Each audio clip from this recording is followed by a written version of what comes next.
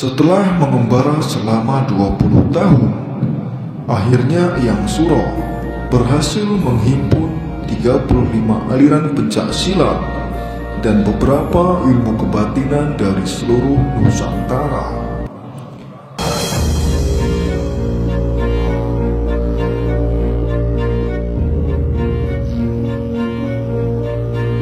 Antara lain dari Guru Datuk Rajo Batua, bangsawan Minangkabau, Nyoman Ida Gempol, punggawa dari Kerajaan Bali, Cik Bedoyo, ahli tasawuf dari Aceh, Kanjeng Adipati Aryo Kusumo Dinoto, Adipati Kediri, dan lain-lain.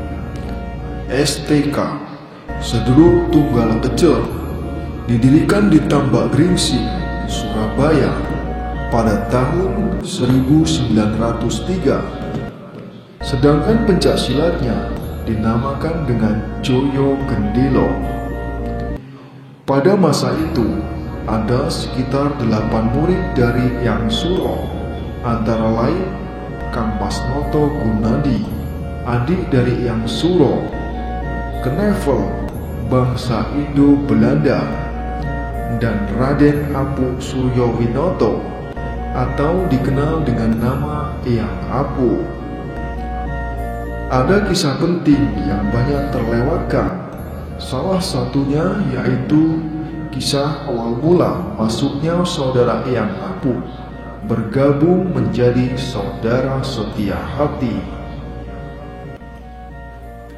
Mengenai saudara Eyang Apuk Suryo Winoto, perlu kiranya kita angkat kisahnya di sini. Beberapa peristiwa yang memberi gambaran yang sangat jelas kepada kita bagaimana kiranya watak beliau itu. Beliau adalah sosok yang cukup terkenal di kalangan manapun pada era itu.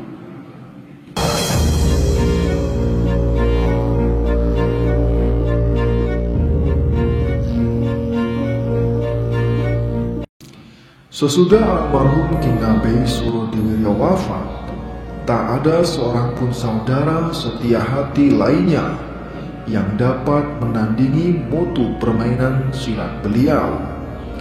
Bahkan di luar kalangan persaudaraan setia hati, nama beliau sudah terkenal luas, terutama di daerah Jawa Timur. Beliau itu pandai sekali mengajar saudara-saudara setia hati dengan jurus-jurus, dengan segala macam teknik-tekniknya. Bahkan dalam permainan sambung, dan tidak jemu-jemunya memberi petunjuk-petunjuk dan arahan yang sangat berharga kepada semua saudara setia hati. Beliau ini adalah seorang keturunan Sultan Banten yang pada waktu itu diasingkan oleh Belanda ke kota Surabaya.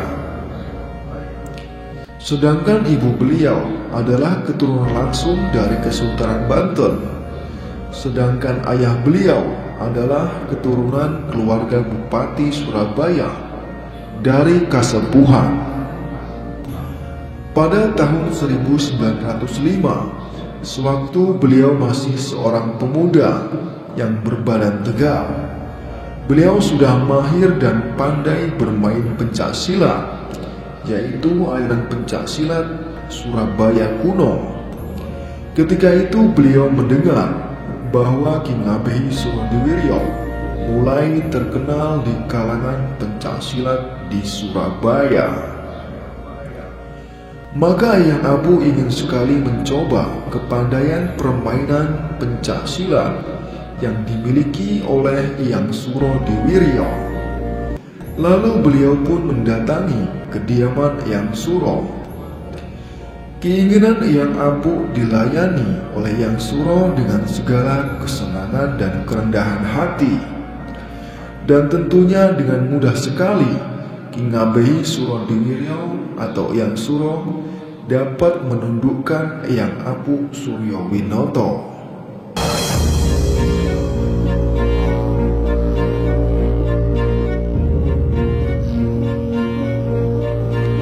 Kekalahan itu sangat dirasakan oleh Raden Mas Apu Suryowinoto.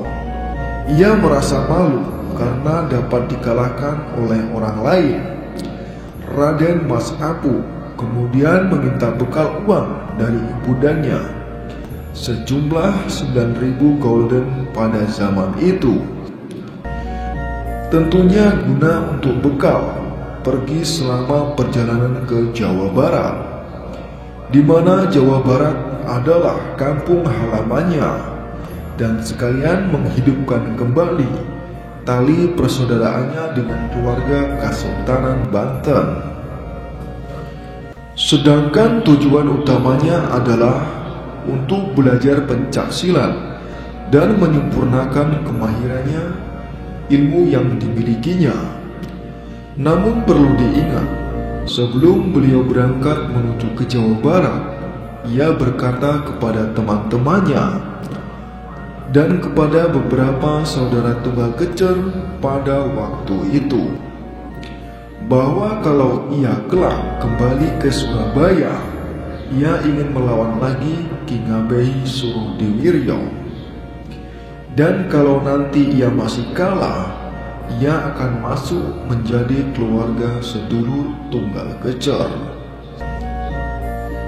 Setelah 3 tahun lamanya saudara Apu Suryowinoto berada di Jawa Barat, terutama untuk memahirkan diri dalam permainan pencaksilat dari berbagai jenis aliran Jawa Barat.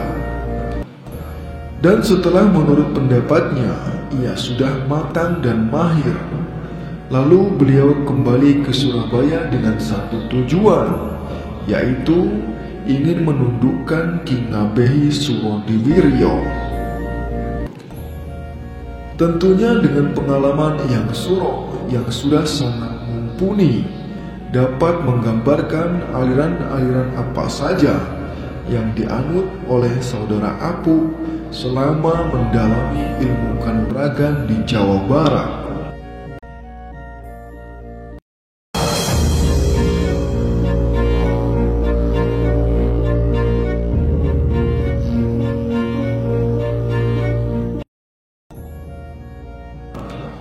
Sebaliknya, saudara Apu tidak tahu benar beberapa macam aliran pencaksilat dari Jawa Barat telah dimiliki oleh Hyang Suro.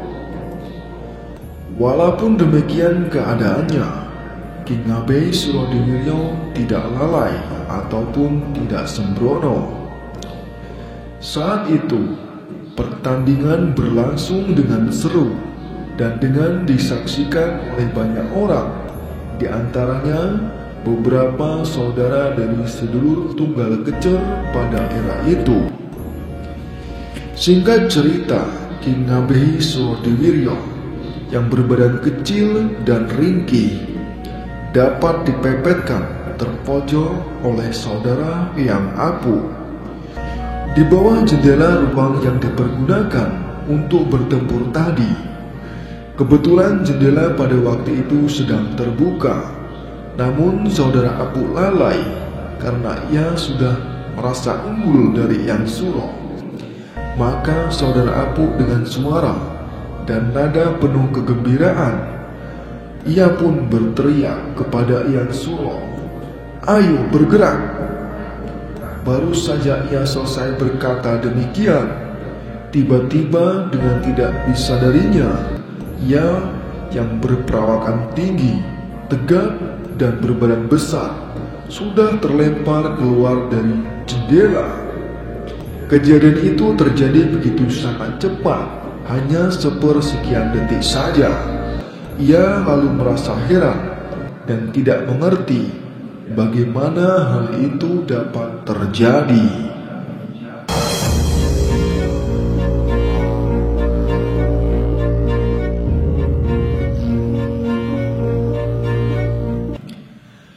Akan tetapi, oleh karena beliau seorang yang berwatak sportif dan siap menerima dengan segala konsekuensinya, dengan segera ia mendekati Hyang Suro Diwiryo dan segera berjabat tangan dengan Hyang Suro. Lalu beliau berkata, "Mulai saat ini saya minta untuk masuk menjadi saudara sedulur tunggal kecer." Demikianlah kisah penerimaan saudara Raden Mas Apuk Suryowinoto sebagai saudara setia hati yang berlangsung pada tahun 1908 di kota Surabaya. Hyang Apuk meninggal tepat pada malam suram di kediaman Hyang Suro ketika sambung persaudaraan dengan saudara esa beliau.